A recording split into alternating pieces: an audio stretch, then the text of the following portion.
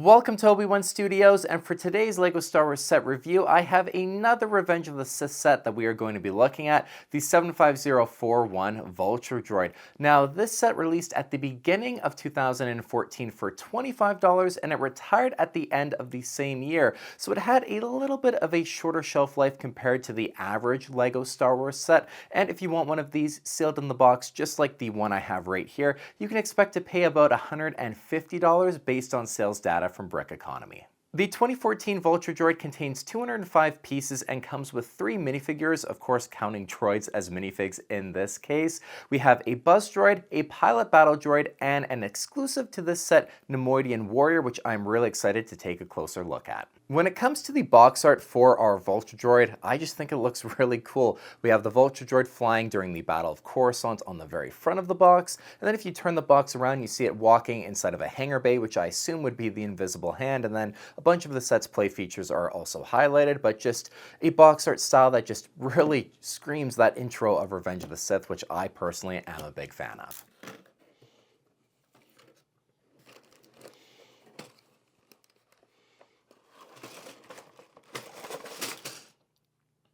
Inside of our box, we have the instructions manual and a pretty large sticker sheet. I definitely did not expect there to be so many stickers for such a small build. And then 2 numbered bags. I'm going to go and build our Vulture Droid, and I will check back in with you guys once it is all done. So with the set all completed, let's go over our minifigures first, starting off with our Buzz Droid, and it's just a good looking little Buzz Droid build. I'm a fan of its design overall, and I think the printed outer shell pieces are really what make the Buzz Droid look so good, so just a great addition to start off the minifigs in this set. Up next is our Pilot Battle Droid, and in the context of this set, it's actually intended to pilot the Battle Droid, so that's why we have this variant included, but it's just nice to get a different Battle Droid variant other than the plain ones in a set like this, so just another nice addition for our set.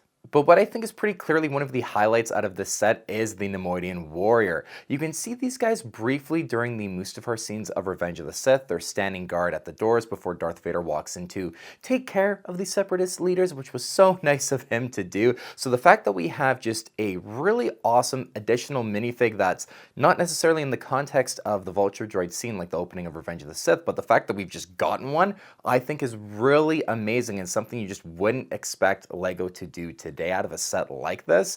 As far as the Neimoidian Warrior's design, I mean, the helmet looks great. It works in the context of what the Neimoidian Warrior actually looks like. The printing for his armor as well in the front and back, I just think looks really awesome. You don't get the clear shots of the Neimoidian Warriors in Revenge of the Sith, but based on what I can see from the source material, it looks fairly accurate. Same with the face printing. It's just a good looking face print. The one thing that I'm not the biggest fan of is the kind of brown rifle that he was given for his weapon. I just don't think it looks the best and hasn't aged that well, but that's just me personally. So we have 3 really great minifigs for this set, but that Neimoidian Warrior is just so awesome and just a really big reason I personally think to pick up this set, and we haven't even discussed the Vulture Droid build. So turning to our Vulture Droid build, and for a droid that might not be the most exciting, I think it's just a really good looking representation of a Vulture Droid. The color scheme between the dark blue and sand blue and then the dark gray just looks really sharp to me, and then all of the stickers that are on the build, and there are quite a lot of them, but they do add so much detail and accurate detail at that. I just think the Vulture Droid looks really great, and to the size of it as well, just allows for some more detail, and I think just makes it look that much more cool than had it have been a bit of a smaller build too. And now diving into the details of our Vulture Droid, in the center we have 2 stickers that go down these kind of quarter dish pieces, and you have to line them up really closely together in order for it to look good. These are the 2 most annoying stickers on the entire build to actually place on there. I would have really wished they had been printed, but the color matching looks fantastic, and having those Separatist logos as well in the very kind of front of the middle of the Vulture Droid just makes it look really good. And then of course we have the Vulture Droid's head or brain, where you have the two primary sensors in there, a little bit of striping with that sticker too, and some of the triangular white pieces that kind of represent, I believe, the squadron that the droid tri-fighter is in. Now the entire actual headpiece can tilt upwards and you can angle it a little bit, which is accurate too in universe.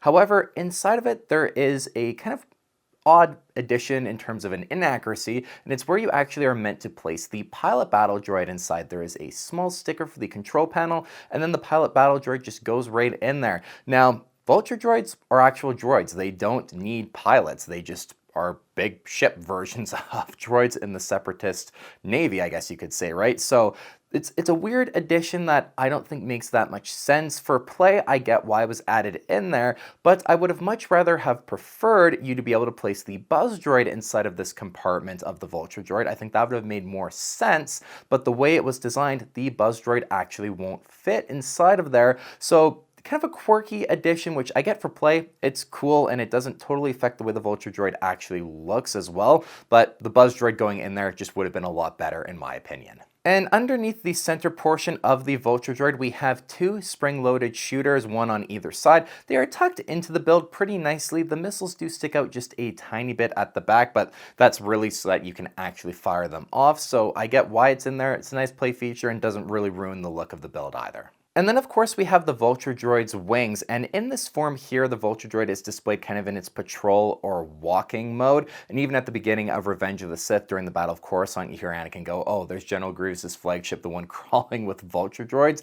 They're all seen kind of in this form, and the way the wings are designed with these Technic pieces, you simply can just rotate the wings very seamlessly, and then the Vulture droid is in flight mode. And what you can also do too is actually pinch the wings more together so that it kind of shows the Vulture droid in its standard flight mode. And then in the beginning of Revenge of the Sith 2, during the scenes, you see the wings actually kind of open up for the missiles to shoot out, for then the Buzz droids to of course go and attack Obi-Wan and Anakin's Jedi interceptors.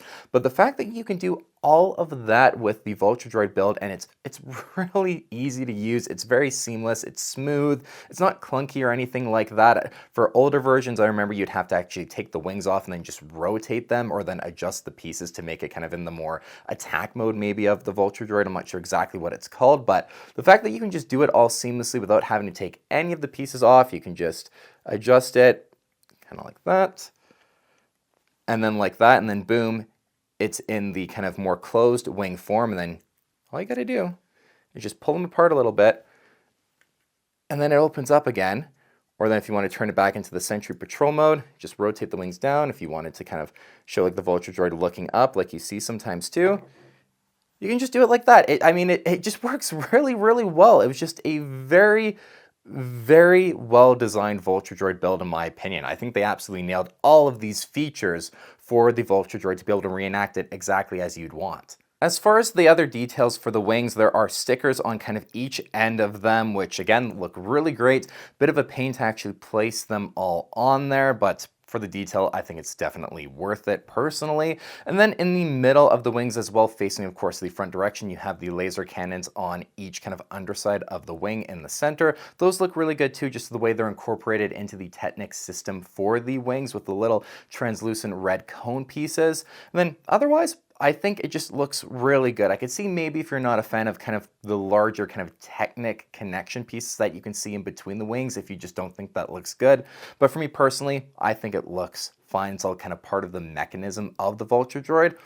I just think this Vulture droid honestly is pretty awesome. When it comes to episode 3 sets, I personally feel like this Vulture droid set and even the 75044 droid tri-fighter set are a little bit underappreciated and maybe a bit overlooked. I think the Vulture droid build is basically flawless. The only thing that I wish that would be different for it is just the fact that the Buzz droid could also fit inside of the cockpit. If it could do that, I'd pretty much consider this the perfect Vulture droid build based on at least the Clone Wars or episode 3 that you could really ask for. And then when it comes to the minifigs, I mean the Buzz droid and the pilot battle droid you would kind of expect to kind of get in the context of a Separatist set, but then getting the Nemoidian warrior as just a very, I think, especially for the time, an unexpected addition, that's just awesome, and it really kind of increases what I think is the value of the set and just makes it even better to get a really cool exclusive minifig that LEGO probably wouldn't have given us otherwise out of a set like this. So considering that this set as a whole is basically flawless, for the Obi-Wan Studios ranking, kind of crazy to say maybe, but I'm going to give it a 9.5 out of 10 because, listen, besides the Buzz Droid not going inside of the Vulture Droid, it's basically perfect, and the minifigs are incredible too. Like that Nemoidian Warrior goes a long way for me in how I would rank this set as well. So there's not much really to dock it out of being a perfect set. So I think 9.5 personally is a pretty fair score for this one.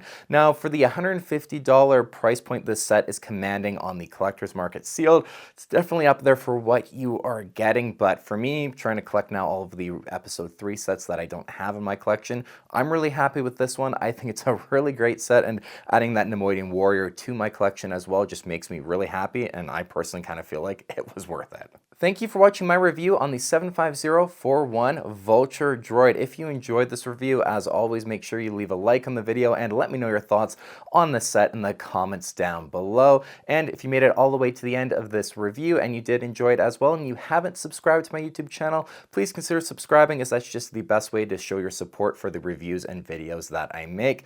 Thanks again for watching, and I will see you on the next LEGO Star Wars set review.